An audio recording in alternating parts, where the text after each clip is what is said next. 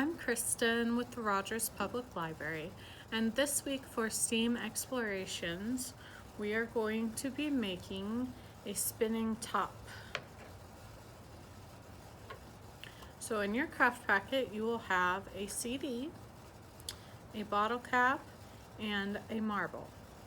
Now, all you'll have to do is glue them all together. So you'll take your glue and put glue all over the top of the bottle cap, and then press the CD onto the top of the bottle cap, and then make sure there's some glue in the hole in the CD, and add your marble. Then just let it dry, and then once it's all dry, you'll have your own spinning top. So once it's all dry, then you can go ahead and spin. And if you'd like to decorate the blank side of your CD with some markers, you can. If not, that's perfectly fine too.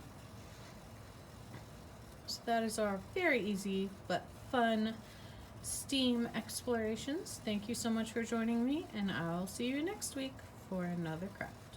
Bye!